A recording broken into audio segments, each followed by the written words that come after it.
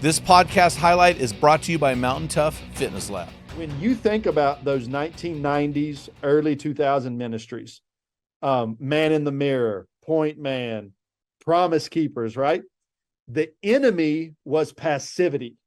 So you had a generation of men who knew what they should be doing. They weren't doing it. We got to call them up, call them out, call them up.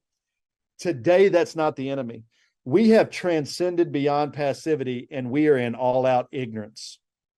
We have a generation of men who have grown up and they have no idea what it means to be a man. Not only did they not have spiritual fathers, 41% of them didn't even have physical fathers. Yeah. And they're literally sitting there saying, what does it mean to be a man? So where Robert and Steve and Pat were fighting passivity, Chris and crew, we're fighting ignorance today, bro. That's us. That's what we're doing too. That's it, dude. Like that's the enemy. I tell people all the time, it's like this. In the 1970s, it was, I don't need a man. In the 1990s, it became, I don't want a man. And in 2023, it's what is a man. That's where we've came in 50 years. So when a man doesn't have a path, right, he'll do one of two things. So he'll become uninitiated, which he's just slow quitting his manhood. And you see these guys all the time. They're typically walking about 6 feet behind their wives with their head down. They don't think for themselves. They don't speak for themselves, right?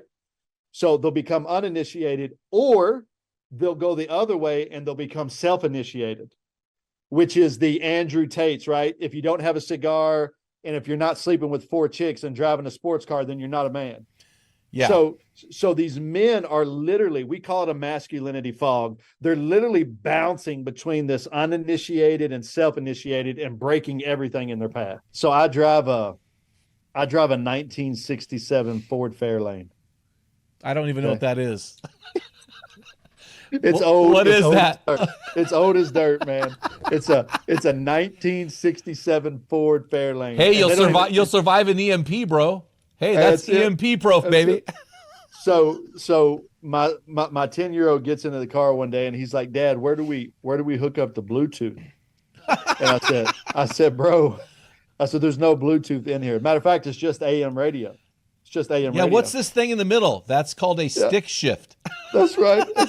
He said, and he says, we've got to, he said, well, Dad, you got to fix that. Like, you got to put Bluetooth in it. And I looked at him, I said, son, you don't take a classic car and make something new. You take a classic car and restore it back to what it was.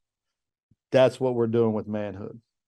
We're not reinventing manhood. We're not redesigning manhood. We are reclaiming manhood by taking it back to God's good design, ultimately the design of King Jesus. Another way to say this is Ephesians 2:10.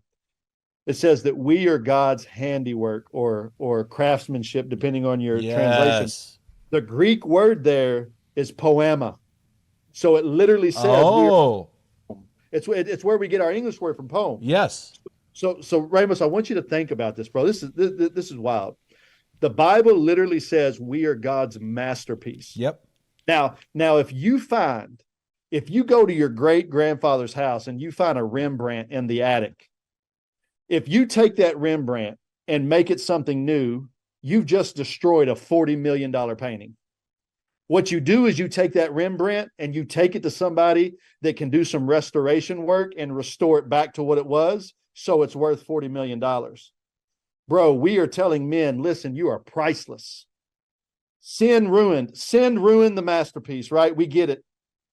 We are going through this art restoration process, man, where God, by the power of his Spirit, is taking us back to what he had for us, and it is priceless. It's priceless.